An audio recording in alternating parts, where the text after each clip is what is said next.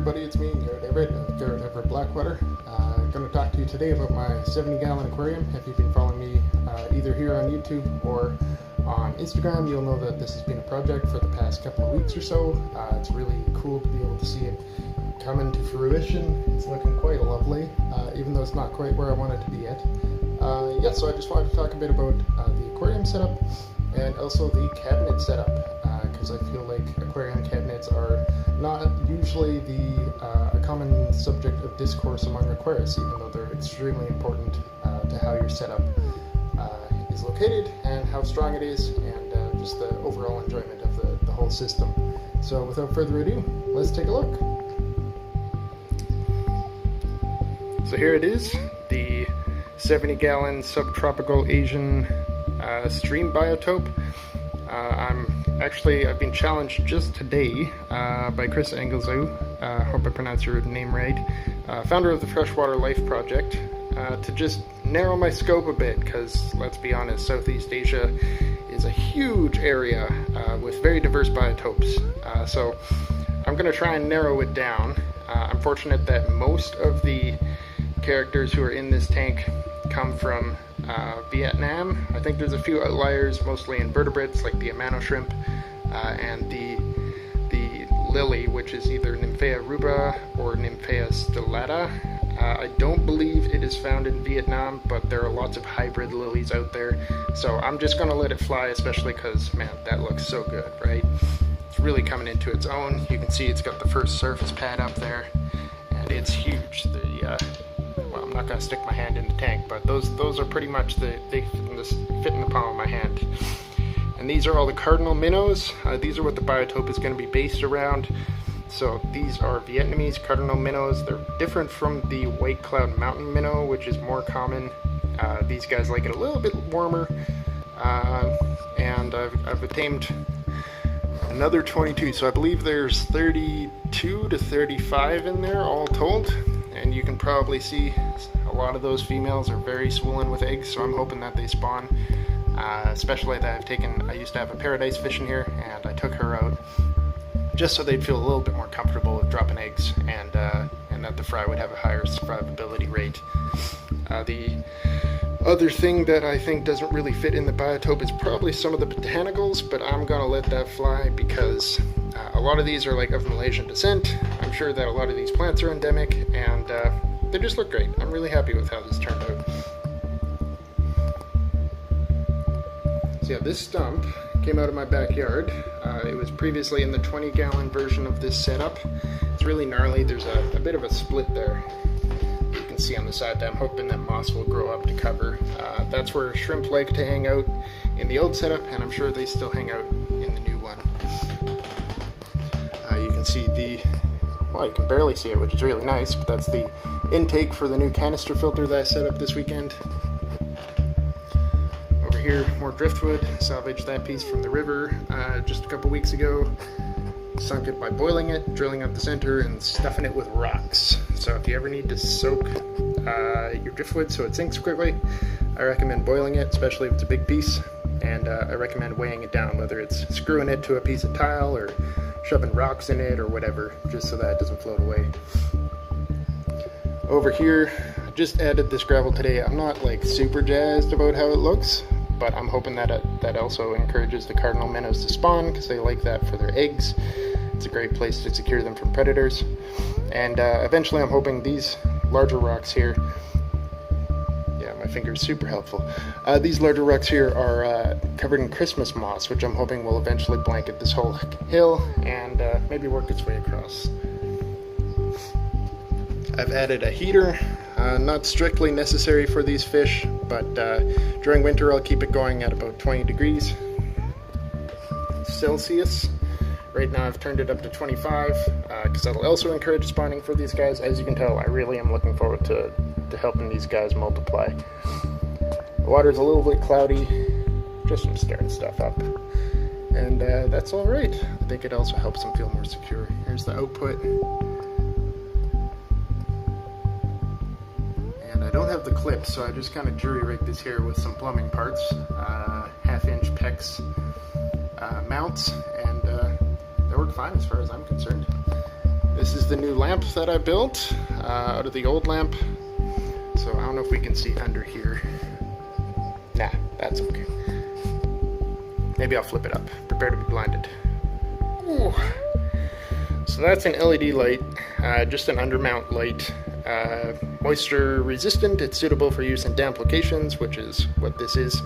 I just got that Home Depot for 50 bucks.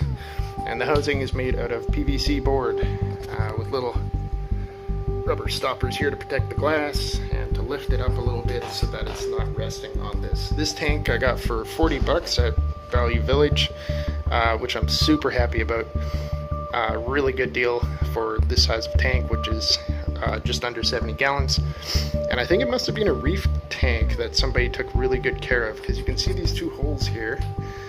So you've also got this cross mount so that the glass doesn't bend out and break with the pressure of the water, which is great. But it's got the two holes there, and that makes me think that they had two high-powered light bulbs on top that would otherwise shatter the glass with the amount of heat that they generated.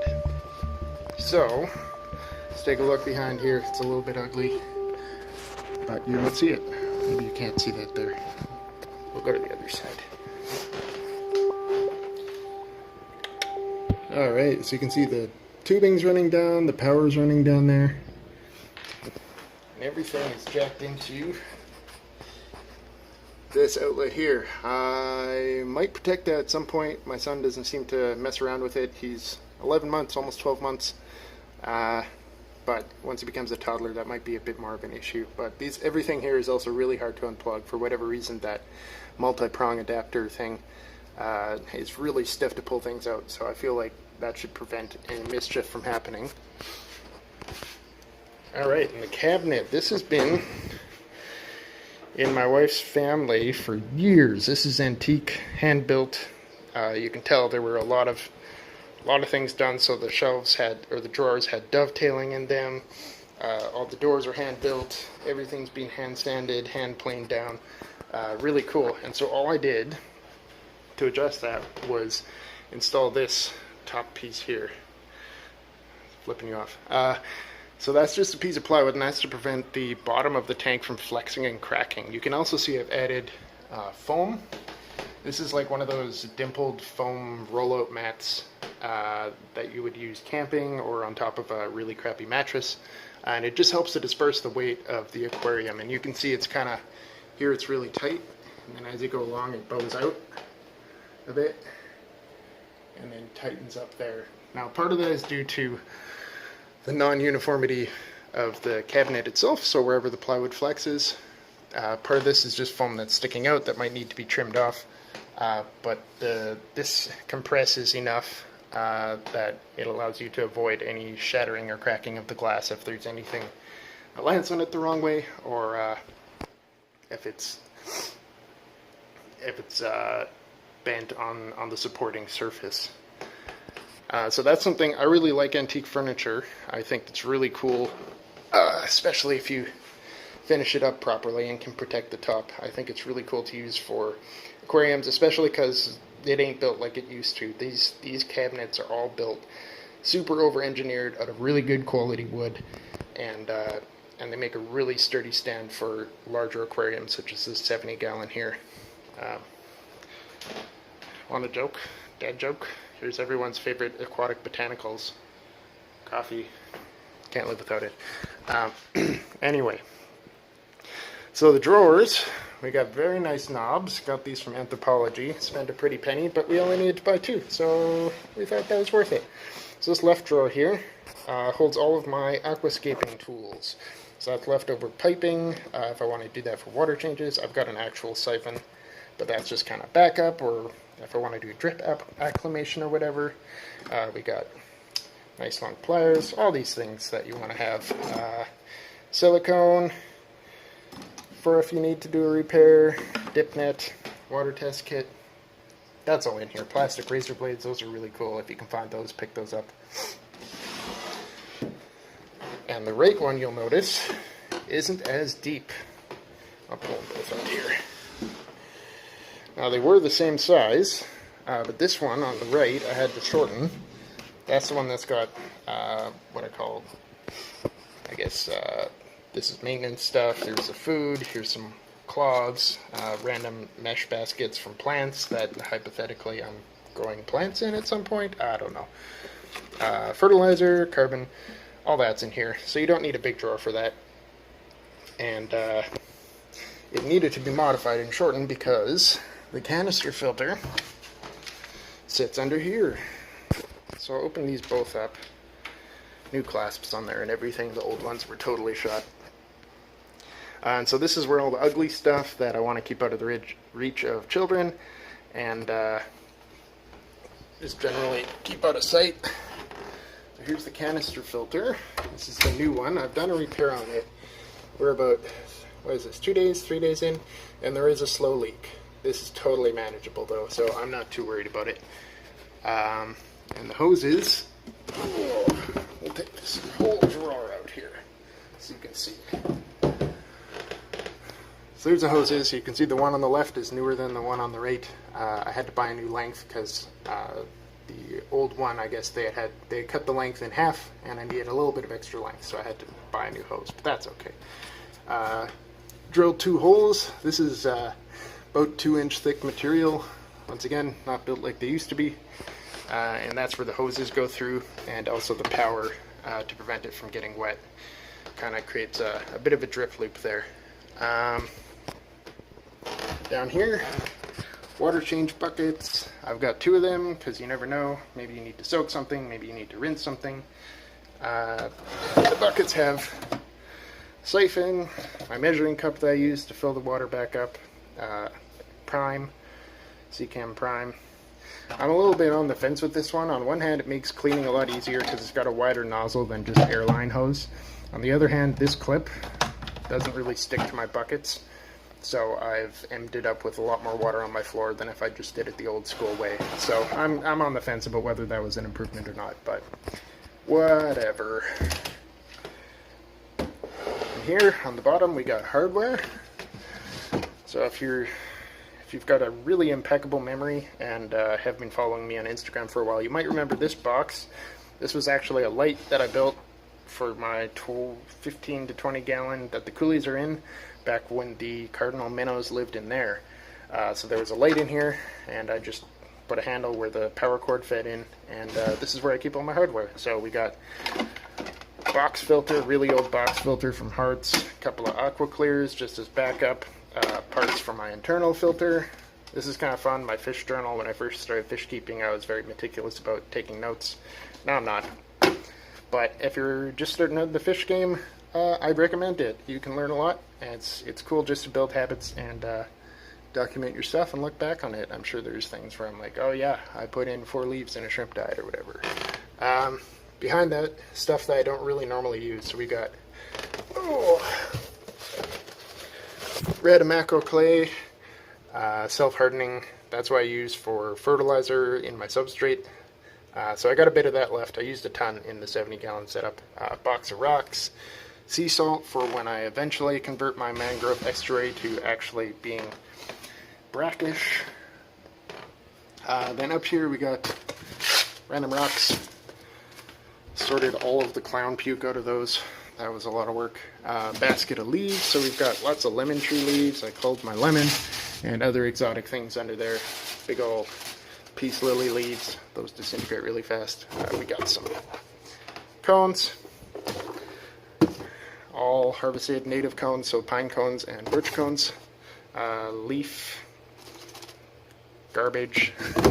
Basically the Lixo de Folhas that I designed for tannin, and then oak leaves that have been cut to look not like oak leaves. So I haven't used a lot of leaves in a long time, just for one reason or the other, using other botanicals, but they're in there whenever I need them. Then when you're done with your water changes and filter maintenance and all that, come on, get in there. There we go. Put it away. It looks very nice. Very classy. We chose bright red. I don't want to show you the rest of my house because it's not in a good state right now. But this goes well with our furniture. We got a lot of solid, bright colors. So we got blue couch, yellow couch, orange chair, all kinds of cool stuff. Yeah, so that's my rig. I guess that's a holdover from when I played guitar. You always do the rig rundown, and so maybe this is the rig rundown of my 70-gallon aquarium. I'm looking forward to, once again, seeing all the plants grow in a bit more. You can see the rotella has taken off really nicely. Hygrophila has taken its time, but it'll come in there. And the lily, of course, is going crazy. There's a second lily planted down here, and it hasn't been doing much, but I think it's just establishing, because it was basically just leaves and roots. It didn't have a bulb at all, so it's probably building a bulb, and then it'll take off once that establishes. Yeah, so I'm looking forward to enhancing this, maybe getting a bit more intense about keeping it biotope accurate, and we'll just see how it goes. But hope you enjoyed the rig rundown of the 70-gallon Asian Subtropical aquarium. Thanks for watching. Check me out on Instagram, and we'll see you next time. Have a good one.